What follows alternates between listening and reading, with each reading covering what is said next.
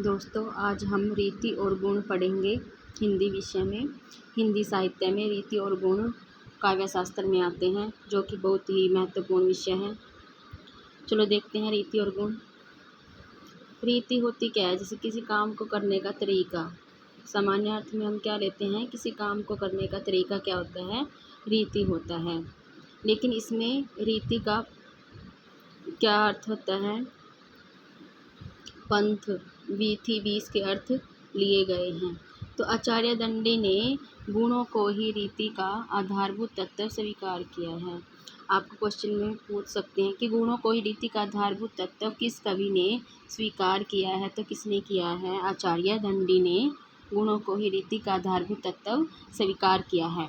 दंडी ने कितने काव्य गुणों का उल्लेख किया है? 10 काव्य गुण माने हैं। दंडी ने कितने काव्य गुण माने हैं?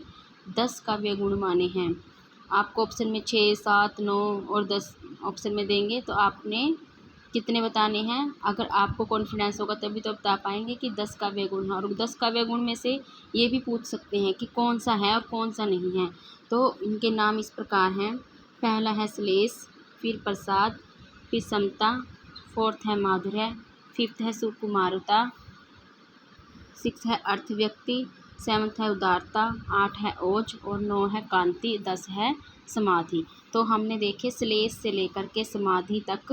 पहला कौन सा है? श्लेष। और 10वां कौन सा है? समाधि। श्लेष, प्रसाद, समता, माधुर्य, सुकुमारता, अर्थव्यक्ति, उदारता, ओज, कांति और समाधि। जो भी नेट की तैयारी कर रहे हैं, सी-टेट, एस-टेट की तैयारी कर रहे हैं, उसमें ये क्वेश्चन बिल्कुल ही पूछे जाते हैं और हर बार पूछे जा रहे हैं। तो आप इनको नोट कर लीजिए कि दंडी ने काव्य गुणों का कितने का उल्लेख किया है? 10 काव्य गुणों का उल्लेख किया है। आगे है गुणों में भी 3 गुण सर्वश्रेष्ठ माने गए हैं, यानी कि 3 गुण प्रधान माने गए हैं। कौन कौन से हैं वो? ओज गुण, प्रसाद गुण और माधुर्य गुण। जब भी हम कभी कविता वाचन करते हैं तो उसमें हम देखते हैं कि ओज गुण, प्रसाद गुण, माधुर्य गुण, इनकी प्रधानता रहती ही है। ओज गुण कौन से होते हैं? जिसमें ओजता का वर्णन किया गया है, ठीक है, जिसमें किसी की वीरता का वर्णन किया गया, जिसमें हमारे अंदर ओज पैदा हो। प्रसाद गुण जिसमें शांति का अनुभव हो, वो प्रसाद गुण होते हैं। और माधुर्य गुण जिसमें मधुरता का अनुभव हो, जैसे प्राकृतिक सौंदर्य होकर देखकर होता है माधुर्य का अनुभव।